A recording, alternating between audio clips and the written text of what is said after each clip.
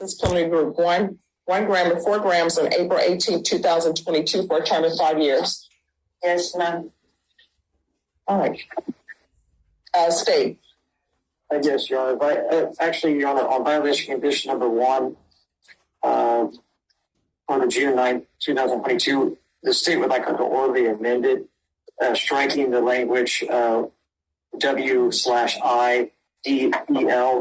which stands for with intent to deliver to the court. Any objection? No objection, ma'am. All right. Ms. Garcia, do you understand your attorney has 10 days to prepare for a trial? Did you understand that's a substantive change to the motion to revoke? Yes. Knowing that, do you still wish to continue? Yes. Thank you. All right. We've lost video. Okay. All right. State? Yes, Your Honor. Violated condition number 1, on or about the 9th day of June 2022 in Ventura County, Texas, the defendant, Nemesis P. Garcia, committed the offense of possession of controlled substance, penalty group 1, 4 to 200 grams, in violation condition number 1. How do you plead to that? True or not true? True. Yeah, and we'll waive the remaining violated conditions. All right. Did you understand by pleading true to violation of condition number 1, the court could find it true, grant the motion, and sentence you up to 6 years in prison and up to a $1,500 fine? Yes, ma'am. Knowing that, do you still wish to plead true to violation of condition number 1? Yes, ma'am. Court will find violation of condition number 1 true. I'm assuming there's no agreement on the motion to revoke. That is correct, Your Honor. All right. And the state is silent on 2022 CR 8569. And that cause number defense, do you have any witnesses? Oh, yeah. All right. Then the court will hear argument. Well, on the, are you saying for the application for probation? Yes. Yeah, the application for probation. Now, when we were trying to negotiate all of this NPR and everything, so my understanding is, and of course, right now I'm saying it different, but my understanding is that the NPR agreement for punishment would be to run concurrent or to run together with the case that she plead on. So that's what, on that new case, Your Honor, we're asking this court to give her another opportunity. Now, she did not comply with her probation. In fact, she, as Your Honor can read, she didn't even start her probation. She didn't show up for orientation or anything like that, which caused the warrant and everything to come in. Now, she's realized she's been in jail since November. She realizes that this has to stop.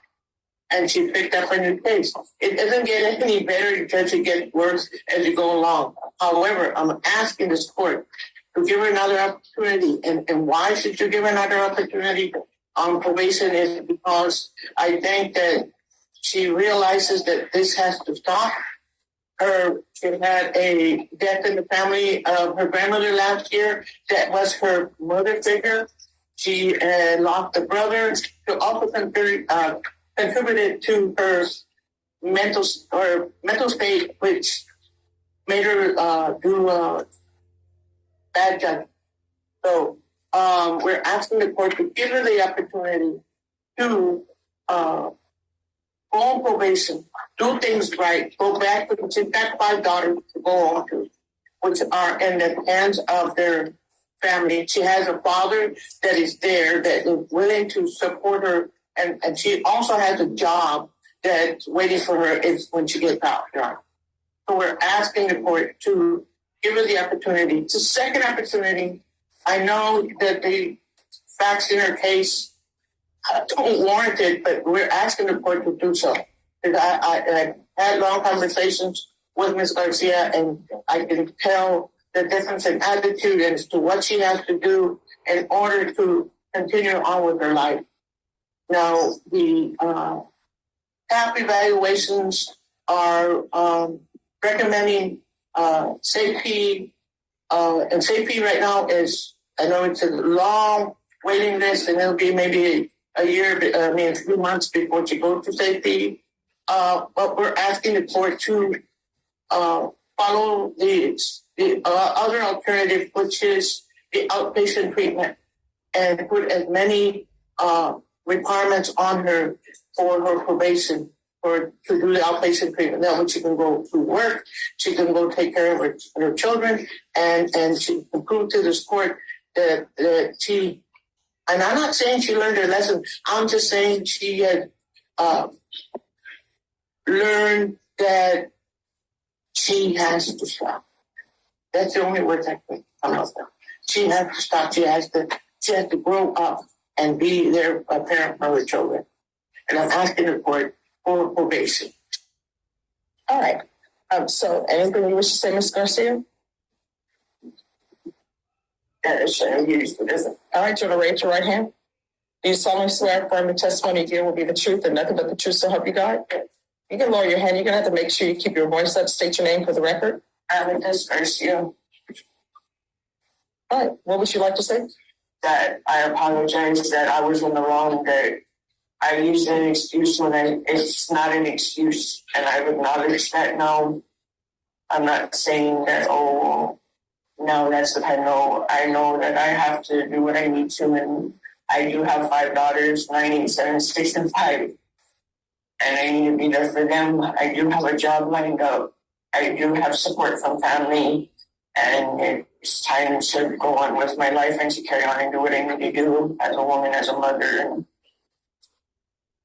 do what I need to do.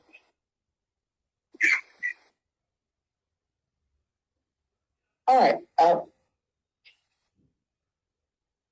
Ms. Garcia, I'm looking at your criminal history. And sometimes people are learning their lessons, but your criminal history is not good. And when I look at criminal history, I'm not necessarily looking at it to say, oh, this person is a bad person.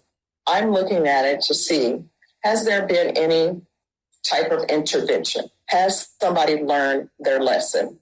Is there anything that I can do to protect the community and have this person being, productive member of society?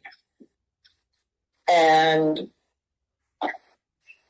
I'm looking at your history, and there have been plenty of interventions for you, and you have not taken advantage of any of those interventions. And I don't think probation is appropriate for you because of that, and because of other things that are in the PSI report. The fact that I previously had you on probation to work with you. And I think any defense attorney in this courthouse, in this courtroom, will tell you that when I put people on probation, I'm hoping that they will be successful, and I give them conditions to have tools to be successful. And I always ask people, when I place them on probation, I always ask them, is there anything else they need from the court to be successful? And what you've done since you've been on probation is not report. You just picked up new charges. And I can't have that. All right. The court is going to sentence you to a $1,500 fine, time and money. Cause number 2022 CR 8569. The court will sentence you to a $1,500 fine, time and money run concurrent. This will run concurrent with 2021 CR 2958. 5 years in the prison. Take in consideration NIGHTMAG number 688702. Give you credit for any time served. So to show you what's entitled the trial court certification of defendant's rights to appeal. Did you review that with your attorney? Did you understand it, and did you sign it? Because this is a felony conviction, you're not allowed to own or possess any weapons or ammunition. If you have a question over what a weapon or ammunition is, you need to speak to an attorney. Because this is a plea bargain agreement, because I followed your plea bargain agreement and you waive your right to appeal, you do not have the court's permission to appeal. Do you understand? Now, if you would like, because I do see the TAP evaluation, they're recommending that you do inpatient treatment. If you would like, I could recommend you for the therapeutic community. It is a drug treatment program. I cannot force them to put you into it. All I can do is recommend it, and then you will have to recommend it yourself. It does not increase the amount of time that you're in custody. Would you like to be considered? No. For being in custody, if you want to speak, don't do it. Would you explain again, Your Honor? All right. So the therapeutic community, I do not have jurisdiction to force them to place you in the therapeutic community. The therapeutic community is a program at the prison that will hopefully help you with any drug issues you have. If you're accepted into the therapeutic community, it does not increase your prison time. So, for example, in this case, you've been sentenced to 5 years prison. If you're in the therapeutic community and you do not complete it, they're not going to say, oh, she didn't complete it in 5 years, so we're giving her 6 years. If you're up for parole and they deem you're parole worthy at 2 years, they're not going to say, we're giving her parole. We would give her parole, but because she hasn't completed the therapeutic community, we're not giving her parole. So it's merely a program to help you, hopefully, with any drug issues you have. All right.